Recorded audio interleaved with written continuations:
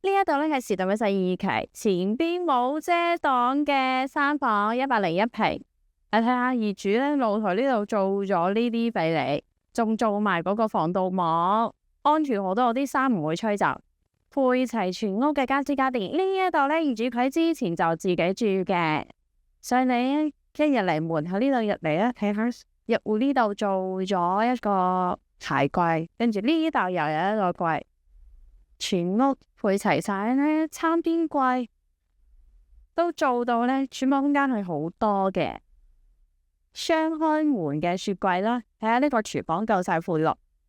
呢間屋要真係介紹好啲俾你哋，因為佢係自己住噶嘛，所以你見到佢嘅標準係做得好高嘅。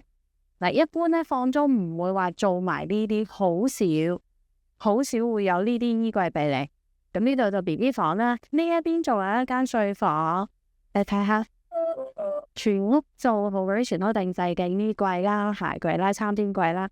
呢一度就係主人房啦，主人房嘅衣櫃咧就會大啲嘅，同埋咧做咗呢一啲全屋家私家電配齊晒喎。俾廳嗰度咧仲要係嗰啲租啦嗱，佢租幾多錢咧？2500，咁係2500，冇錯，因為太平啦，呢個價錢你見到嘅啦，係咪？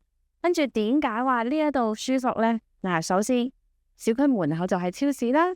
咁又有直通巴士，即係小區已經係有直通巴士翻去香港，行路幾分鐘啫。跟住呢一邊呢，你中意去街市嘅，又係一個紅綠燈上係非常之方便嘅。加上間屋又咁靚喎，係咪啊？所以你有冇新啊？如果你都想喺中山租房買房或者係賣房嘅話咧，都可以聯絡 Suki 噶。